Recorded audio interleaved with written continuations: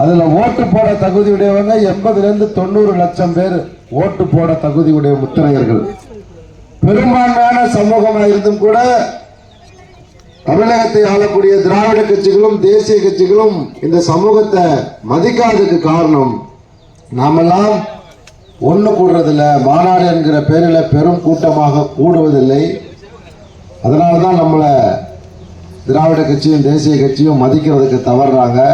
இனி அப்படி நடக்கக்கூடாது அப்படிங்கிறத முடிவில் தான் வீரமுத்தரையர் முன்னேற்ற சங்கமும் தமிழர் தேசம் கட்சியும் வருகிற ஜனவரி 25 முத்தரையர்களின் அரசியல் அதிகார மீட்பு மாநாடு, இந்த மாநாட்டை ஏற்பாடு செய்திருக்கிறோம்.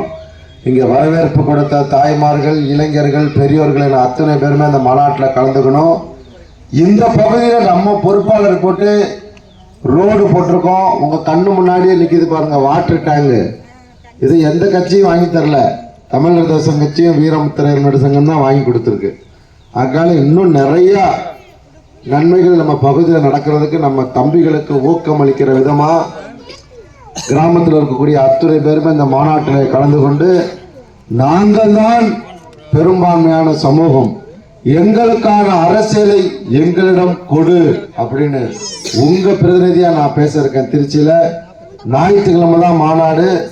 எல்லாருமே இந்த மாநாட்டில் கலந்துக்கிட்டு நமக்கான அரசியல் அதிகாரத்தை வென்றெடுக்க உங்களை அன்போடு அழைத்து வாய்ப்புக்கு நன்றி கூறி இந்த நிகழ்வை ஏற்பாடு செய்த அத்துணை சகோதரர்களுக்குமே வீரமுத்தரையர் முன்னேற்ற சங்கத்தின் சார்பிலும் தமிழர் தேச கட்சி சார்பிலும் நெஞ்சம் நிறைந்த நன்றியை தெரிவித்துக் கொண்டு விடைபெறுகிறேன். நன்றி.